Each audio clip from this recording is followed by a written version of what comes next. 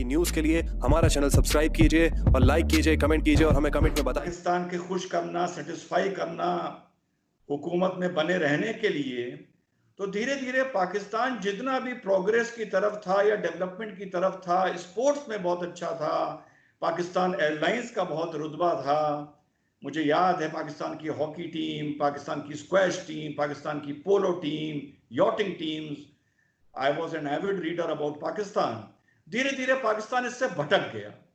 Pakistan started believing going back to fundamentals, and fundamentals are not bad provided you are following the true fundamentals. And Pakistan जैसे जैसे extremist vision की तरफ जाता गया, धीरे धीरे उसकी ये फॉरेन पॉलिसी भी बन गई, उसकी इकोनॉमिक पॉलिसी बन गई। सऊदी अरेबिया ने जब ब्लैक गोल्ड रेवोल्यूशन आया, पेट्रोल रेवोल्यूशन आया, तो वहाबिज्म को प्रमोट करने के लिए जो पाकिस्तान के उलेमाओं को पैसा दिया गया, जो मदरसे खोले गए, जो अलग इदारे खोले गए, मेरा मानना है कि पाकिस्तान उससे भटक गया।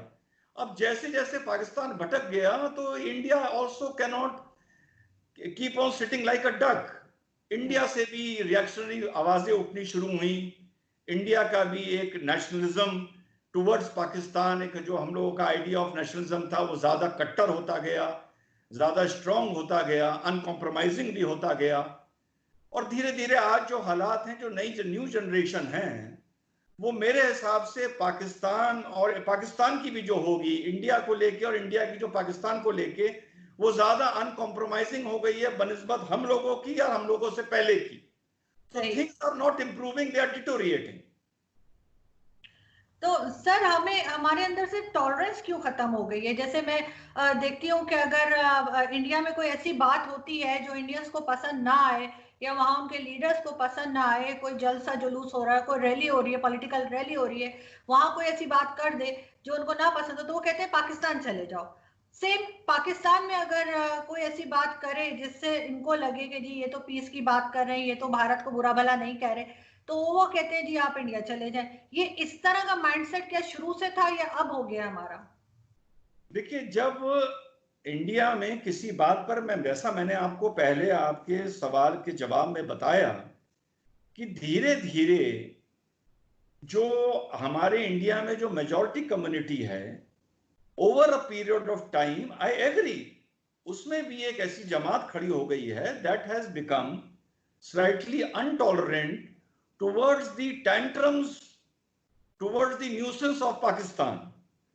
और जब हम इंडिया में किसी को बोलते हैं पाकिस्तान चले जाओ, तो that does not literally mean कि तुम पासपोर्ट लेके बॉर्डर पार करके वहां की सिटीजनशिप ले लो।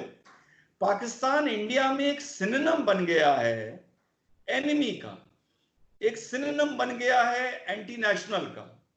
इस नजरिए से कहा जाता है पाकिस्तान चले जाओ। ये अगर आप इसको हिंदू मुस्लिम के नजरिए से देख रही हैं, तो ये क्यों नहीं कहा जाता कि अफगानिस्तान चले जाओ? ये क्यों नहीं कहा जाता कि बांग्लादेश चले जाओ, इराक चले जाओ, ईरान चले जाओ?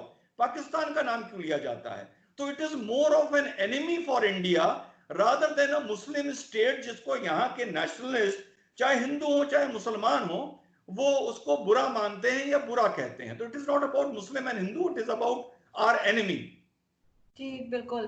तो सर, लेकिन अगर मतलब मैंने ये भी आपको अक्सर बात करते सुना है, आप मुस्लिम्स पे भी बात करते हैं, आप इस्लाम के ऊपर भी बात करते हैं, तो सर इस्लाम में तो बहुत शुरू से कहा गया है, बहुत ज़्यादा एजुकेशन के ऊपर जोर दिया गया है। पहले ये भी कहा गया था कि चीन चले जाओ, अगर मतलब पढ़ाई के लिए जाना है तो चीन तक चले जाना पड़े तो वहां भी जाओ।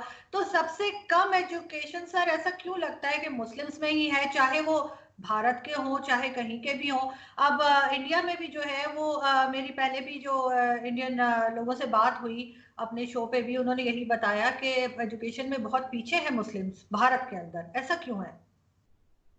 देखिए, नंबर वन तो मैं इस्लाम पर कभी बात नहीं करता हूं, मैं मुसलमान पर हमेशा बात करता हूं, मुसलमान की शॉर्टकमिंग्स पर बात करता हूं, उसकी इनकम्पैटिबिलिटी पर बात करता हूं, उसका intolerance towards other faith and religions पे बात करता हूं।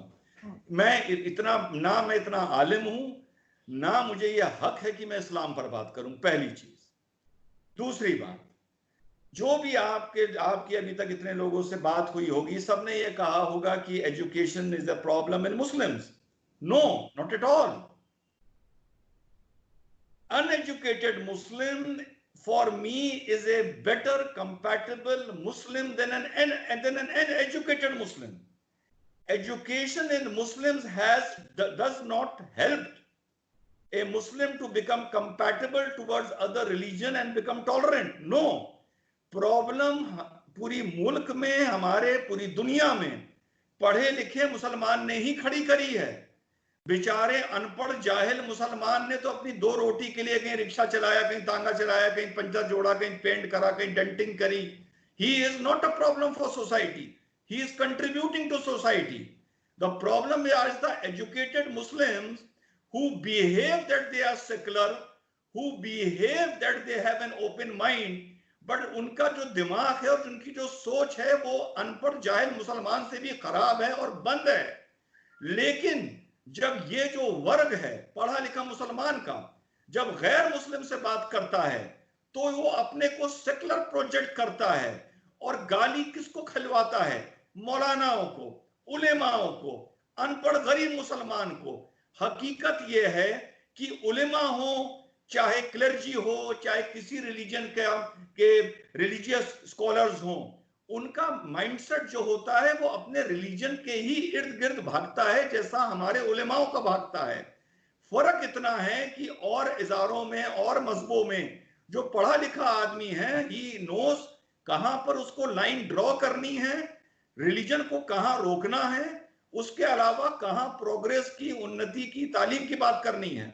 पढ़ा लिखा मुसलमान खुद तो पढ़ लेता है, लेकिन जाहिल मुसलमान का, अनपढ़ मुसलमान का गैर मुसलमान के सामने बैठ के मजाक उड़ाता है और सारा इस्लाम की कमियों का और मुसलमान की कमियों का ठीठरा वो मौलानाओं पर और गरीब अनपढ़ मुसलमान पर फोड़ देता है।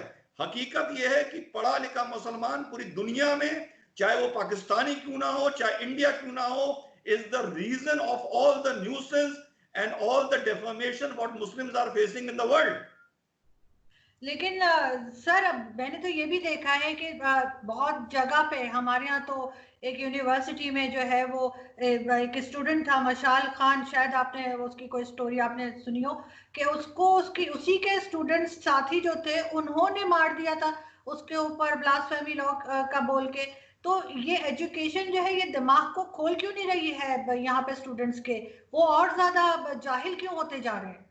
जी हाँ, वो इस मारे नहीं खोल रही है क्योंकि अगर आप थोड़ा पीछे जाएं तो आफ्टर द क्रूसेड्स, जो 10-11 क्रूसेड हुए, when Europeans attack the Middle East to revive Christianity, उसके बाद क्रिश्चियन कम्युनिटी को ये लगा कि let us draw a line between progress, education and clergy.